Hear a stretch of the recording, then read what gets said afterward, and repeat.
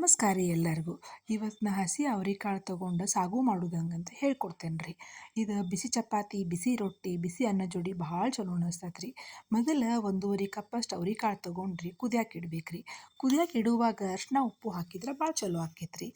ಇದಕ್ಕೆ ಮಸಾಲೆ ಸಾಮಾನು ಏನೇನು ಬೇಕಂದ್ರೆ ರೀ, ಹಸಿ ಕೊಬ್ಬರಿ, ಮೆಣಸಿನ್ಕಾಯಿ, ಪುಟಾಣಿ, ಜೀರಿಗೆ, ಹವೀಜ, ಕೊತ್ತಂಬರಿ, ಪುದೀನ, ಗಸಗಸೆ, ಯಾಲಕ್ಕಿ, ಲವಂಗ, ಅಲ್ಲ, ಬೆಳ್ಳುಳ್ಳಿ, ದಾಲ್ಚಿನ್ನಿ ಇವನ್ನೆಲ್ಲ ಮಿಕ್ಸಿ ಮಾಡ್ಕೋಬೇಕು ರೀ. ಆಮೇಲೆ ಒಂದು ಅವ್ರೆಕಾಳು ಒಂದು ವಿಸಿಲ್ ಆದ ಕೂಡಲೇ ತೆಗೆದು ಬಿಡ್ಬೇಕು ರೀ. ಈಗ ನಾ ತೋರ್ಸಾಕತ್ತೇನಲ್ಲ ರೀ, ಅಷ್ಟು ಕುದ್ರೆ ಸಾಕು ರೀ.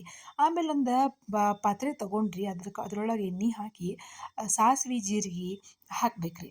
ಅದಾದಮೇಲೆ ಉಳ್ಳಾಗಡ್ಡಿ ತೊಗೊಂಡು ಒಂದೊಂದೂವರೆ ಉಳ್ಳಾಗಡ್ಡಿ ತೊಗೋರಿ ನಡಿತೈತಿ, ಸಣ್ಣಗೆ ಹೆಚ್ಚಿ ಅವನ್ನ ಫ್ರೈ ಮಾಡ್ಬೇಕು ರೀ.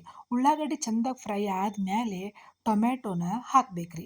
ಟೊಮೆಟೊನು ಒಂದೊಂದೂವರೆ 2 ಉಳ್ಳಾಗಡ್ಡಿ 2 ಟೊಮೆಟೊ ಹಾಕಿದ್ರೆ ಅಡ್ಡಿ ಇಲ್ಲ ರೀ. ಇವೆರಡೂ ಫ್ರೈ ಆದಮೇಲೆ ನೀವೇನು ಮಸಾಲೆ ರುಬ್ಕೊಂಡಿರ್ತಿರಲ್ಲ ಅದನ್ನು ಹಾಕ್ಬೇಕು ರೀ.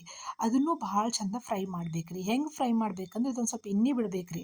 ಅದಾದಮೇಲೆ ಅದಕ್ಕೆ ಅರಿಶಿನ, ರುಚಿಗೆ ತಕ್ಕಷ್ಟು ಉಪ್ಪನ್ನು ಹಾಕ್ಬೇಕು ರೀ.